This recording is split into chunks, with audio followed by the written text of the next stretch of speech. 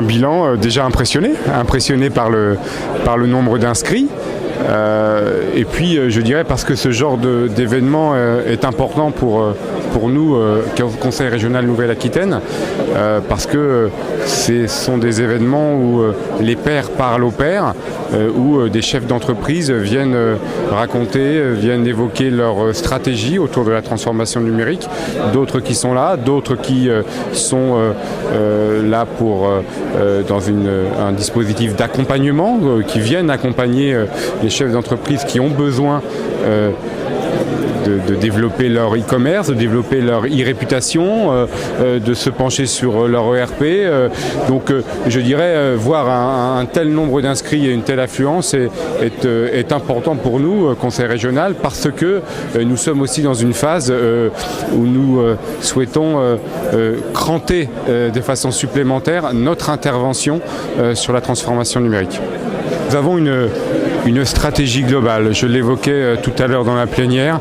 Elle est tout d'abord liée aux questions d'aménagement numérique du territoire. Pour éviter des nouvelles fractures numériques, il faut que nous prenions la question du déploiement du très haut débit et singulièrement de la fibre optique à bras-le-corps. C'est un investissement lourd de la région Aquitaine, 229 millions d'euros qui ont été déjà votés. Objectif de déployer la fibre optique massivement à 10 ans sur le territoire, tout simplement pour répondre aux besoins des citoyens, mais aussi répondre à des besoins d'entrepreneurs partout sur le territoire. Et le deuxième volet, c'est le soutien à l'économie numérique et à la transformation numérique. Par ce genre de manifestation, ce forum, ce qu'on voit et ce qui nous est demandé, c'est faire œuvre de pédagogie et faire savoir à tout le monde, à tous les entrepreneurs, qu'ils peuvent être accompagnés par le Conseil régional Nouvelle-Aquitaine, par les partenaires, pour développer des stratégies numériques au sein de leur entreprise. Je dirais que si nous réussissons déjà ça sera beaucoup, mais en même temps nous avons une autre ambition, c'est de mettre en regard des nouveaux outils financiers pour répondre à ces besoins.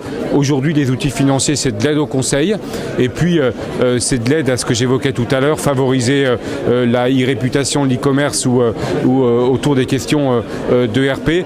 Maintenant, il faut savoir répondre encore plus massivement et peut-être de façon plus nombreuse aux entrepreneurs, quelle que soit leur pluralité et leur diversité.